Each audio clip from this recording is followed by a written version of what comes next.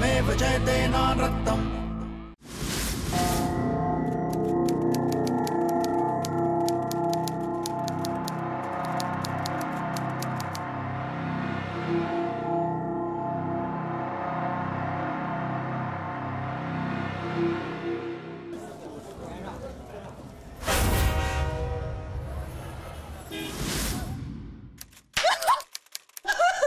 एक बच्चा नहीं दे सकती तू मैनू?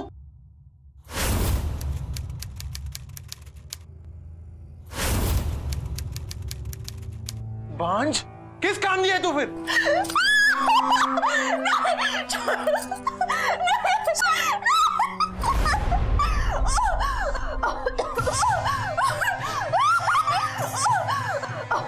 मार डालूंगा तुझे।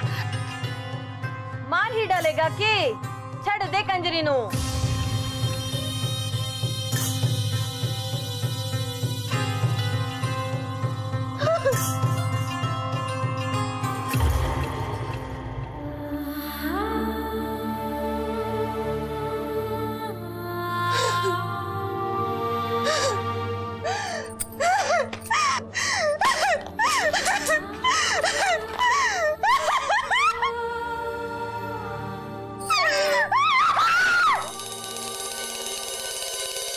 नमस्कार, मैं हूं अमन यतन वर्मा। घरेलू हिंसा हमारे समाज का सबसे बड़ा अभिशाप, जो पनपता तो है घर की चार दीवारी के अंदर, लेकिन कभी कभी मय की दीवारों में जमी ये घुटन, दबी हुई भावना और कुचला हुआ गुस्सा भयानक रूप ले सकता है। किसी भी रिश्ते में पल पल घुटन महसूस करना क्या होता है, ये जालंधर डिस्ट्रिक्ट के गांव दयालपुर की राणो अच्छी तरह जानती है। और एक दिन अचानक उसके पति गुरदीप के साथ एक ऐसा अजीब हादसा हुआ जिसने पुलिस को भी बौखला दिया। क्या इसके तार भी दबी भावनाओं और घुटन के रिश्तों से जुड़े थे, या फिर माजरा कुछ और ही था?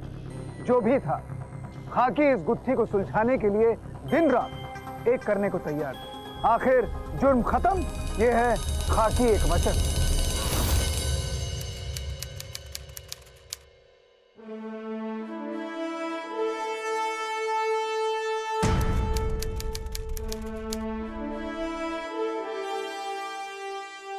नमस्कार जी। गुमशुदा की रपट कहाँ लिखाते हैं जी?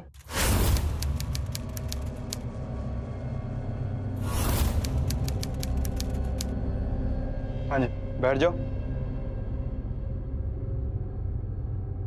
ओ छोटू, वो चाय लेके इनके लिए। नहीं जी, चाय रहने दो, आप बस मदद कर दो जी। मेरा बड़ा भाई गुरदीप लापता है जी। जी सर। जी, मेरा बड़ा पुत्र जी थी वो ट्रक चलाता था। आज उसकी छुट्टी थी, तो हमेशा की तरह छुट्टी वाले दिन अपने दोस्तों यारों के साथ रात को निकल जाता था। फिर हमेशा की तरह रात को 3 बजे 4 बजे लौट आता था। भाऊजी, आपको नहीं लगता कि थोड़ा और इंतजार कर लेना चाहिए? क्या पता वो यारों दोस्तों के साथ कहीं लंबा निकल गया हो। Okay sir. नहीं जी, हम उसके दोस्त सुरजीत के घर से ही आ रहे हैं। उसने कहा है कि वो 3 बजे के हिसाब से ही घर से निकला था। ये तस्वीर है जी उसकी।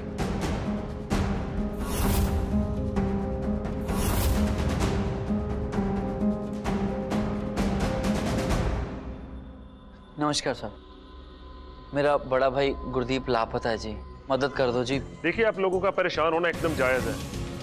क्या इसकी किसी के साथ कोई दुश्मनी थी?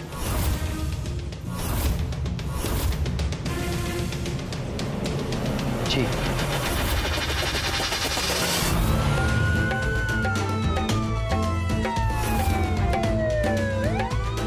सत्यमेव जयते नानृतम्। सत्यमेव जयते नानृतम्। आओ जी। सोडी साहब, क्या हाल है? बहुत दिनों बाद आना हुआ। दसो की सेवा कर सकता हूँ थोड़ी? गुरदीप का बोला से पड़ा होगा किसी ट्रक में, मुझे क्या मालूम, हमारा उससे क्या वास्ता। अच्छा, उस जमीन का भी नहीं जो जमीन उसने तुम्हारे पास गिरवी रखी थी, और जिस जमीन के लिए तुमने उसे धमकी दी थी कि तुम उसे उसी जमीन में गाड़ के वो जमीन अपने नाम पे कर लोगे। हाँ जी, दी धमकी। थोड़ी साहब, कोई आपसे पैसे उधार ले, जमीन गिरवी रखे और ऊपर से गाली गलौज भी करे, तो आपका खून नहीं खौलेगा, लेकिन इसका मतलब ये नहीं है कि उसके गायब होने में हमारा कुछ हाथ है। देखो भोला सिंह, तुम्हारे हाथ कहां कहां तक पहुंचते हैं मैं अच्छे से जानता हूं।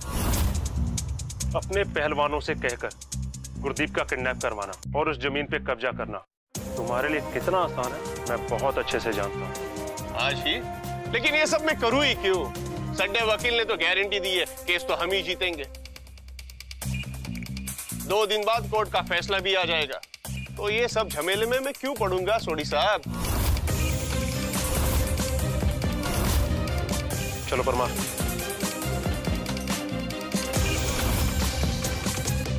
भोला सिंह पे नजर रखनी होगी। फिलहाल इससे कोई इंफॉर्मेशन मिलती दिख तो नहीं रही, पर फिर भी इस पे नजर रखो।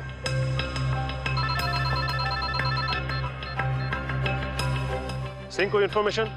जी सर, गुरुदेव का फोन ट्रेस करने के लिए बोल दिया। ठीक, उसके सभी दोस्त और जितने भी ट्रक कंपनी के लोग हैं सबसे पूछताछ करो। वैसे उसके भाई कुलदीप का कहना था उसका कोई करतार सिंह नाम का ड्राइवर है जिससे उसे बहुत बनती है, उससे भी पूछताछ करो। ये मामला इतना सीधा नहीं लग रहा। मैं गुरदीप के घर जाके पूछताछ करता हूँ। Okay sir. सिर्फ सच सच बता सुरजीत, ये कोई झूठ बोलना तेरे लिए बहुत महंगा साबित हो सकता है। मैं सच कह रहा हूँ जनाब, कल की रात बड़ी बर्बाद रात थी। सबने कुछ ज्यादा ही पी ली थी और वो गुरदीप तो बेईमानी पे बेईमानी किया जा रहा था और इसी चक्कर में मेरे पूरे 5,000 का नुकसान हो गया। अच्छा, तो इतना बड़ा नुकसान हो गया तो गुस्सा तो तुझे आया होगा और हाथापाई भी हुई होगी। बता क्या किया तूने उसके साथ? मैनू मेरे बच्चे दी सो गुस्सा तो बहुत आया था, हाथापाई भी होने वाली थी, पर इससे पहले गुरदीप मेरे यहाँ से निकल गया था। साडा गुरदीप हीरा है, हीरा। कद्दो कोई गलत काम नहीं करता, वो भला क्यों किसी मुसीबत में पड़ेगा जी?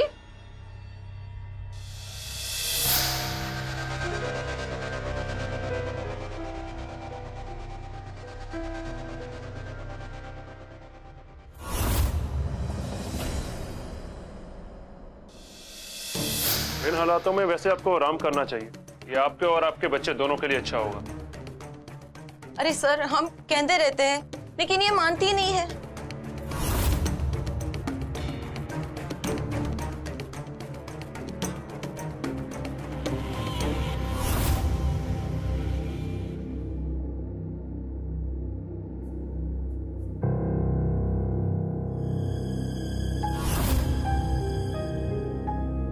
आपके हाथों के निशान काफी गहरे हैं।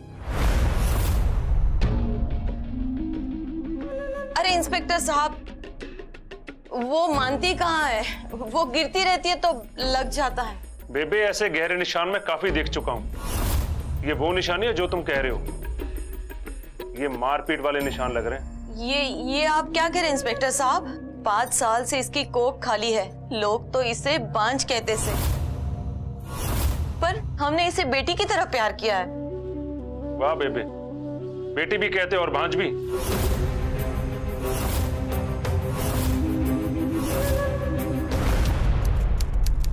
गुरुदेव कर काम पर आया था क्या? जी बिल्कुल आया था, लेकिन सर कुछ हुआ है क्या? कल रात से वो घर पे नहीं लौटा है। अच्छा ये बताओ, ये करतार सिंह कौन है? उसका मोबाइल नंबर दो। ओ नहीं जी नहीं, उसका इसमें कोई हाथ नहीं हो सकता, क्योंकि एक ही तो यार है उसका, करतार सिंह। मैंने तुमसे राय नहीं मांगी, उसका मोबाइल नंबर दो। बड़ा भुलक्कड़ है जी, अपना मोबाइल इतने ही भूल गया है। तो मोबाइल दो। 1 मिनट देता हूँ, ये देखिए।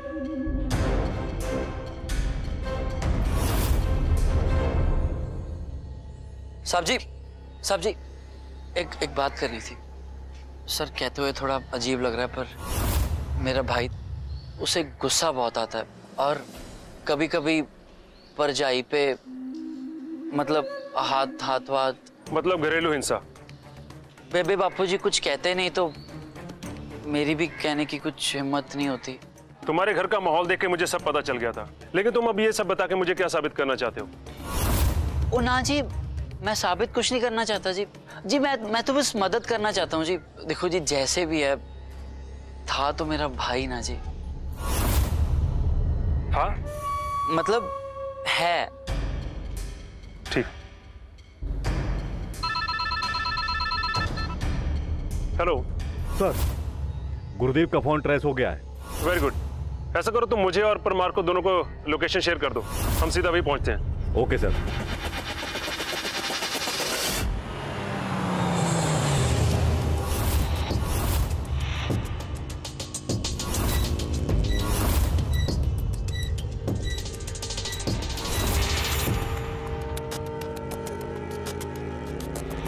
सर लोकेशन तो यहीं की दिखा रहे हैं, लेकिन फोन का पता नहीं। हाँ परमार, लेकिन अगर फोन इतनी आसानी से मिल जाता तो अभी तक चोरी हो गया होता। वहां देखो जो हमारी नजरों से परे है।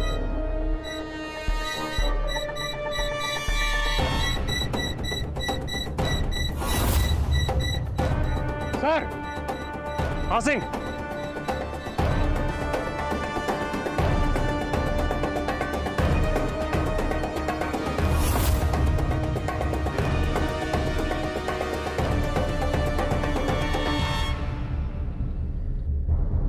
इसका मतलब एक बात पक्की है कि गुरदीप अपनी मर्जी से गायब नहीं हुआ होगा, किसी ने उसे जानबूझ के गायब किया। वो कैसे सर? अगर वो अपनी मर्जी से गायब हुआ होता तो ये मोबाइल आधा जमीन में ना धंसा होता। ये किसी ने जानबूझकर किया होगा।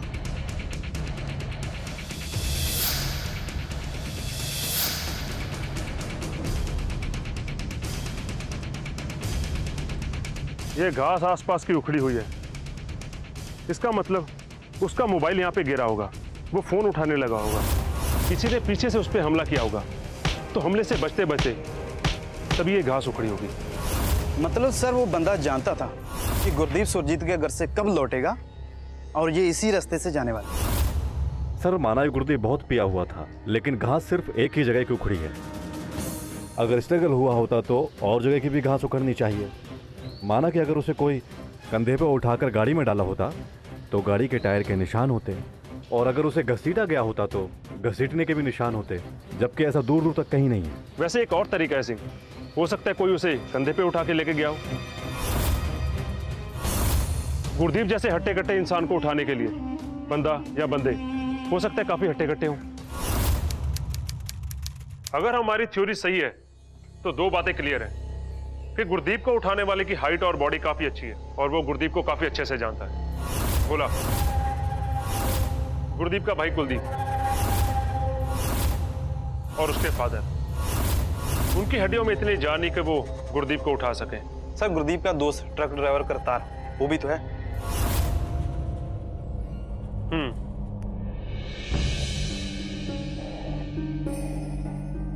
लेकिन हो सकता है कातिल कोई और ही हो जिसने किराए पे गुंडे भेजे हो। सर आपको लगता है कि कुलदीप या उसके पिता उनका हाथ है इसमें? पर देखने में तो वो लोग बहुत परेशान लग रहे थे। देख के तो ये भी नहीं लगा कि उनकी बहू के साथ कोई घरेलू हिंसा होती है, और जो लोग तमाशा देख के चुप बैठते हैं उन पे भरोसा तो बिल्कुल नहीं किया जा सकता। कुछ तो है जो हमारी आंखों के सामने है लेकिन हमें दिखाई नहीं दे रहा। अपने जितने भी खबरिया हैं उन सबको इन पे नजर रखने के लिए बोलो। Yes sir. परमार ये करतार ये अब लौटा के नहीं? साहब मैं डिलीवरी करके सीधे इत्थे चलाया। गुरदीप मेरा जिगरी यार है जी, उसके बारे में कुछ भी पता चला?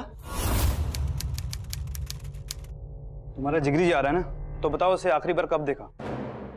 जाने से एक दिन पहले शाम को अपनी गड्डी खड़ी की, बहुत जल्दी में था वो। जब से परजाई ने खुशखबरी दी है तब से वो अपना काम खत्म करके घर जल्दी चला जाया करता था साहब जी। परमार सर ये करतार एक गल दस महीने दे कितने कमा लेता है? साहब वो कभी 10,000 कभी 20, वो काम मिलने के ऊपर है जी। अच्छा, और गुरदीप? वो भी उतना ही। परमार वो जरा प्रॉपर्टी केस की फाइल जरा लेकर आना। Okay sir. सर अभी फॉरेंसिक की रिपोर्ट लेकर आ रहा हूँ। सर गुरदीप के मोबाइल पर 2 जगह की मिट्टी मिली है। एक तो उस बंजर जमीन की जहाँ से मोबाइल मिला था, और दूसरे किसी खेत की जहाँ पर नाइट्रेट की मात्रा बहुत ज्यादा है। मुझे लगा ही था नाइट्रेट को महंगे फर्टिलाइजर्स में इस्तेमाल होने वाला केमिकल है। एक काम करो, जहाँ गुरदीप का मोबाइल मिला था उसके आसपास की 3 किलोमीटर की हर खेत की मिट्टी सैंपल के लिए भिजवा दो। जी। क्योंकि गुरदीप को उठाने वाला सुबह होने से पहले 3 किलोमीटर से ज्यादा पैदल चल नहीं पाया होगा। Okay sir.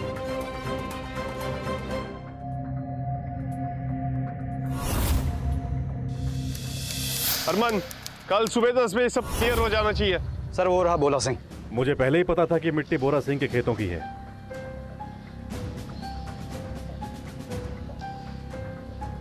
भोला सिंह, तुम्हारी प्रॉपर्टी की तलाशी लेनी है और ये रहा उसका सर्च वारंट। परमार इसने कुछ भी होशियारी दिखाने की कोशिश की तो सीधा अरेस्ट कर लेना इसको। Okay sir. चलो तलाशी लो सब।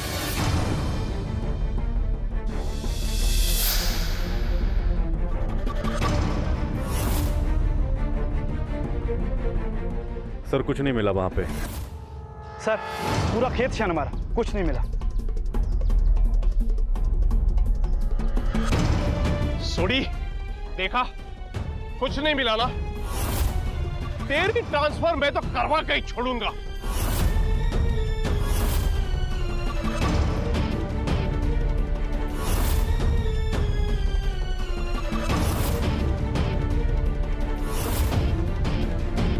सर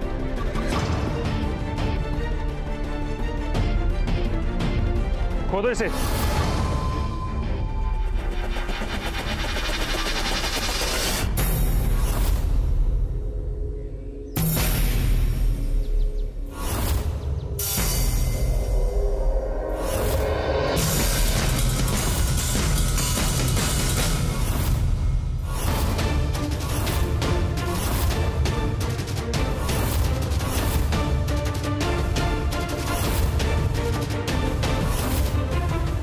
ले चलो इसे। परमार, लाश को पोस्टमार्टम के लिए भेज दो। Okay sir.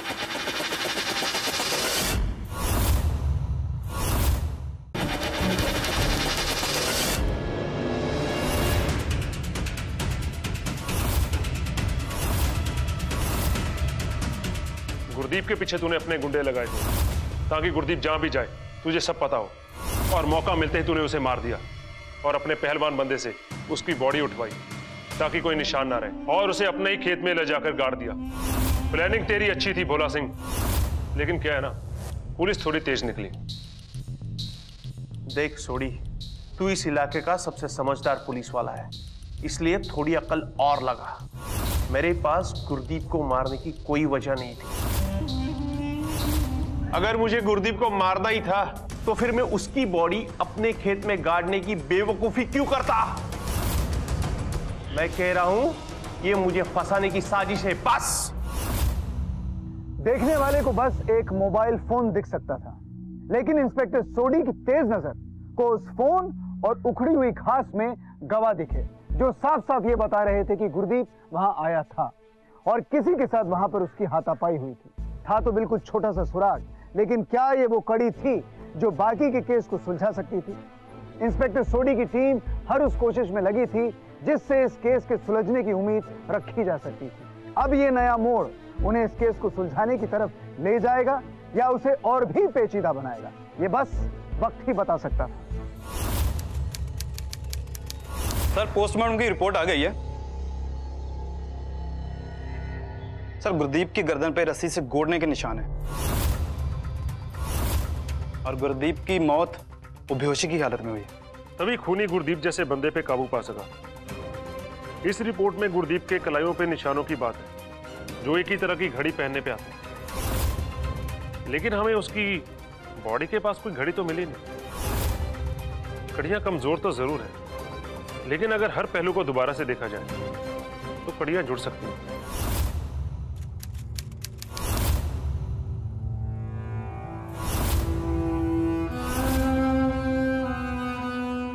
भोला सिंह ने मेरे पुत्र को मार दिया। माफ कर दो साहब, पिताजी नु वीर जी दे जान दा बहुत दुख है। आप बताइए मैं आपकी कैसे मदद कर सकता हूँ? गुरदीप कोई घड़ी पहनता था? मतलब सालों से कोई एक ही घड़ी? जी सर, दादाजी की घड़ी थी। मतलब ले दे के हमारे घर में सबसे महंगी वो घड़ी थी। अच्छा, कितने की होगी?